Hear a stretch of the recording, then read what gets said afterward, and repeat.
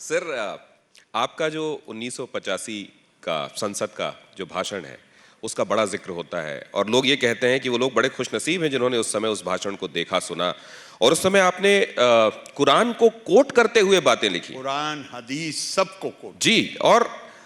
उस बात को जब मैं देखता हूं और फिर देखता हूं कि जिस मुद्दे पर आपने वो बात कही थी, आखिरकार उसका कल्मिनेशन क्या हुआ, तो मैं ये जानना चाहता हूं सर कि क्या कुरान की बातों को भी मानने वाले, उसको खातिर में लाने वाले, उसका एहतराम करने वाले लोग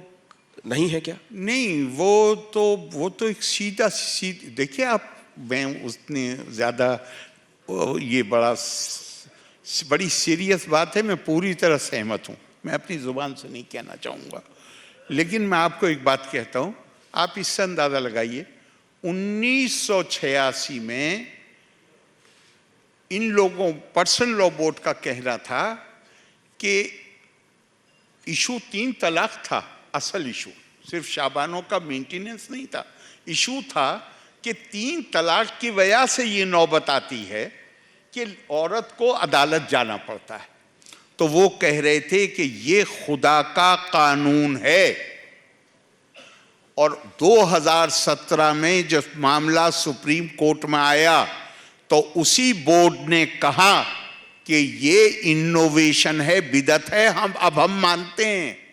लेकिन आप खत्म मत करिए, हम खत्म करेंगे, हम उनका बाइकआउट करेंगे, हम ये करेंगे। तो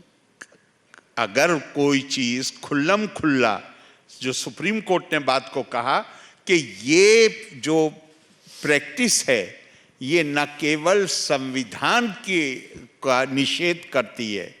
उसका उल्लंघन करती है संविधान के प्रावधानों का, बल्कि ये खुद कुरान के प्रावधानों का उल्लंघन करती है। ये तो बात को सुप्रीम कोर्ट ने कहा, लेकिन उनकी समझ में ये बात 30 साल के बाद आई।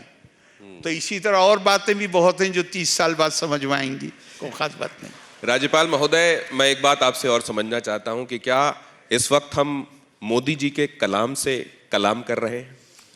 देखिए, मैं